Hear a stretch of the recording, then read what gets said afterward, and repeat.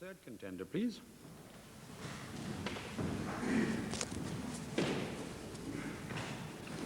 Your name, please. Alan Whitaker, Occupation. unemployed, Your chosen special subject. Sex Pistols and punk rock. Alan Whitaker, you have 2 minutes on the Sex Pistols and punk rock, starting now. At which London venue did the Sex Pistols give their first public performance in November 1975? St Martin's. Correct. What was the name of Malcolm McLaren's clothes shop in King's Road, which was a well-known meeting place at the start of the punk era? Sex. Correct.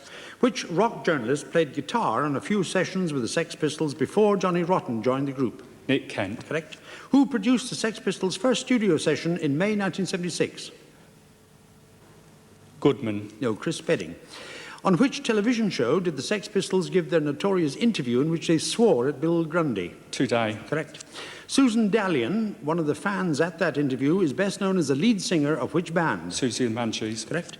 Which future Chancellor of the Exchequer was a director of the EMI Group when its record division sacked the Sex Pistols? Jeffrey Howe. Correct.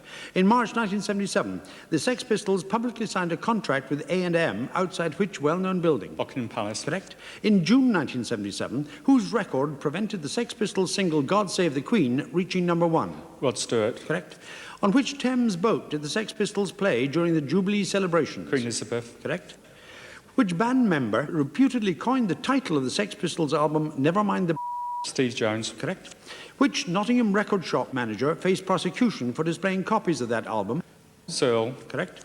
What acronymic name did the Sex Pistols give to their secret tour of August 1977? Spots. Correct. Who is the director of the cancelled Sex Pistols film Who Killed Bambi? Mayer. Correct. At which Huddersfield club did the Sex Pistols perform their last British concert on Christmas Day 1977? Ivanhoe's. Correct. Which money magazine chose the Sex Pistols as their Young Businessmen of the Year? Investors Chronicle. Yes, it became that, the Investors Review. What was the title of the Sex Pistols film which centred on 10 lessons on how to succeed in the music The industry? Great Rock and Roll Swindle. Correct. On which venue in San Francisco did the Sex Pistols give their last performance? Winterland. Correct. Which was the Sex Pistols, I've started so I'll finish, which was the Sex Pistols' best-selling single? Something else. Something else is right. At the end of that round, Alan Whitaker, you have scored 18 points and no passes. Thank you very much.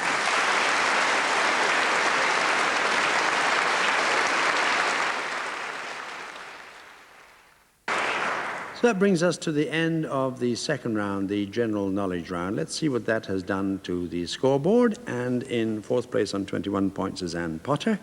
In third place on 22 points is Olivier Coyote-Jones.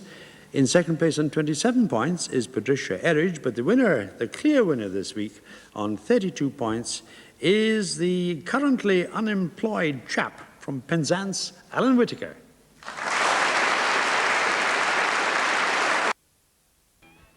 The year's most bizarre reunion. The Sex Pistols are back for a special concert, which you can hear live on Radio 1 FM tomorrow night at 8 o'clock.